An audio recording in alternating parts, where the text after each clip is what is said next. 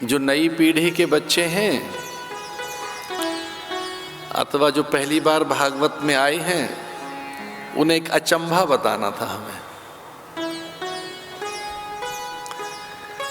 अचंभा ये है कि भागवत में राधा का एक बार भी नाम नहीं है।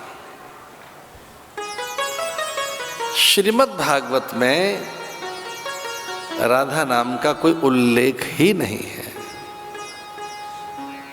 तो जितने बार भी राधा का उल्लेख आया है उतने बार संकेत में आया है, प्रतीक में आया है, रहस्य के अंदर आया है, सीधे सीधे नहीं आया। जैसे कि हम अपने देह के प्राण नहीं देख पाते, हम सांसों को अनुभव तो करते हैं, देख नहीं सकते। पाचक रसों के बिना हमारा भोजन पचता नहीं, तो हम पाचक रस भी कहां देख पाते। हम मन कहां देख पाए अपना, हम बुद्धि कहां देख पाए। अपनी इंद्रियों में जो संवेदांग शक्ति है उसे भी हम कहां देख पाते। जो संवेदांग हैं वो भी हमें अनुभव नहीं आते। इसे जो देह है वही दिखाई देती है। अस्थि कभी कभी दिखाई दे सकती है, अस्थि माने हड्डियां, हमें तो चर्म ही दिखाई देता है। हम केवल नेत्र की पुतलियों की तो देख पाते हैं, पर जो उसके पीछे देख रहा है, हम स्थूल कान को ही तो देख पाते हैं, पर जो कान से सुन रहा है, ऐसे इंद्रियों के स्वामी मन को देख नहीं पाते। जो निर्णय करती ऐसी बुद्धि उसे देख नहीं पाते। हम अपनी चेतना से भी अपरिचित हैं। और हां, हम आत्मा को भी नहीं देख पाते। उसका कोई लक्षण नहीं, रूप नहीं, रंग नहीं, जाति नहीं, अलक्षणम, अग्राह्यम, अचिंत्यम, अपउपदेश्यम, उसका उपदेश भी नहीं किया जा सकता। उसे शब्द परिधि में बांधा नहीं जा सकता। वो मन बुद्धि और चित्त चेतना प्रकृति की परिधि से पृथक की सत्ता है। जो आत्मा है वो आत्मा शरीर मन बुद्धि से पृथक की सत्ता है। इसलिए एक बहुत ही अचंभित करने वाली बात सुनाएंगे हम आपको। राधा का नाम भागवत में नहीं है। राधा नाम कोई भागवत में नहीं, कहीं उल्लेख नहीं। फिर ये सब क्या है? ये राधा गोविंद क्या है? फिर ये राधा माधव क्या है? ये राधे श्याम क्या है? फिर हाँ, अन्य ग्रंथों में बहुत है और भागवत में है तो प्रतीकात्मक है, बिंब हैं, संकेत हैं, रहस्य हैं। जैसा मैं अभी आपसे प्रार्थना कर रहा था कि देह तो दिख सकती है, कई बार अस्थि नहीं दिखती। अस्थि भी दिख सकती है तो मज्जा अथवा वो मैद अथवा धातुएं, पाचक रस हमें नहीं दिखाई देते, अथवा मन बुद्धि और आत्मा से हम परिचित नहीं होते। ठीक उसी प्रकार एक बार देवता जिद करने लगे और भगवान को घेर कर बैठ गए। ऐसा तब होता है जब माता पिता अत्यंत प्रसन्न हो। जब माता पिता अत्यंत प्रसन्न होते हैं तब उनकी संतानें उनसे अधिक प्राप्त कर लेती हैं, न केवल धन, अनुभव भी। प्राय तो ऐसा ही होता है, माता पिता अत्यंत प्रसन्न हैं तब संतानें जानती हैं कि धन कब लेना है इनसे। और प्राय धन नहीं, अनुभव भी, उनके आशीष भी, उनका अनुग्रह भी, उनकी सकल अनुकूलताएं भी। तो माता पिता अगर प्रसन्न मुद्रा में, उनके चित्त में कोई म्लानता नहीं है, संतानों के अनुशासन से अभिप्रेरित होकर वे प्राय संतानों को अपना सब कुछ सौंप देती हैं। ठीक उसी प्रकार एक बार भगवान अत्यंत प्रसन्न मुद्रा में जब दिखे तो ये बात महादेव को कही इंद्र ने, या वरुण कुबेर ने, सनकादिक और नारद ने कि हे महादेव, भगवान नारायण अत्यंत प्रसन्न हैं, इस समय आनंदातिरेक है और हमें एक प्रश्न करना था उनसे, आपकी उपस्थिति चाहिए। तो महादेव की उपस्थिति प्राप्त हो गई। चतुरानन को भी वो ऐसा लगा कि कोई कौतुक होने वाला है, तो ब्रह्मा भी वहां पधार गए और भगवान नारायण बड़े आनंद में थे। भगवान नारायण ने पूछा कि अनायासी ब्रह्मा का आगमन और महादेव की नैकट्यता, ये तो बहुत ही अच्छी बात है, तो कोई प्रयोजन है क्या? अरे देवगणों, आपके मन में कोई कामना है क्या?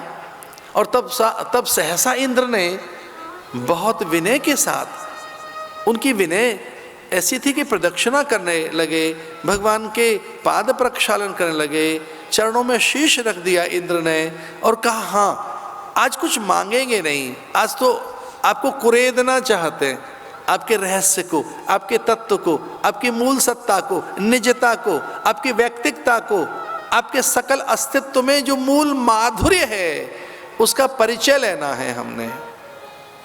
हे देव, हे नारायण, आप में जो इतना माधुर्य है, अधरम मधुरम वदनम मधुरम मधुराधिपते रखिलम मधुरम, जो आप में इतना माधुर्य है, एक और चीज है, आप करुणा सागर हैं, आप करुणा मूर्ति हैं, भक्तों के आपको दोष नहीं दिखते।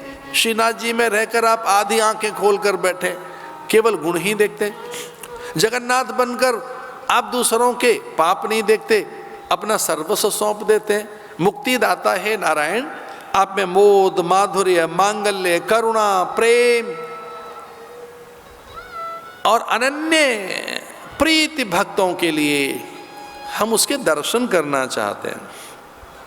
हम मूलतः आपका स्वभाव देखना चाहते हैं, हम आपके स्वभाव के दर्शन करना चाहते हैं। आप में कौन है वो, हम उस ईश के दर्शन करना चाहते हैं जिससे माधुर्य है, मुग्धता है, आपकी अनंतता को अनुभूत करना चाहते हैं।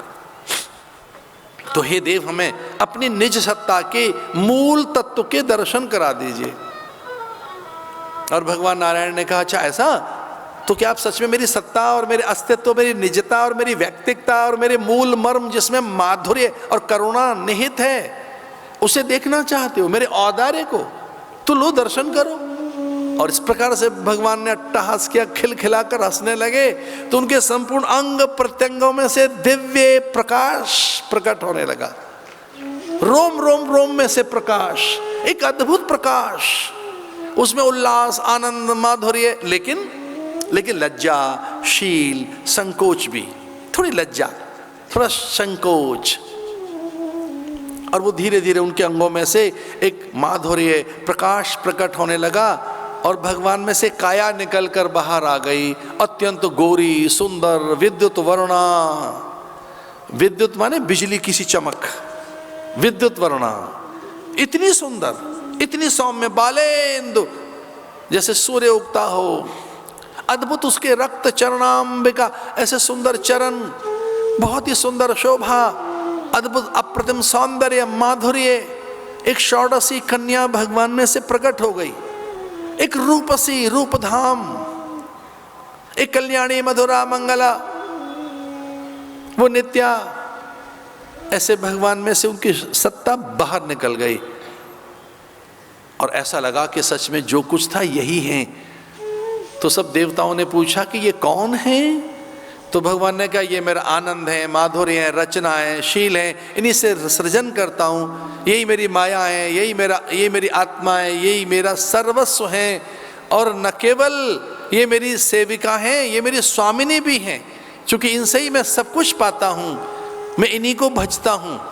ये हैं कौन?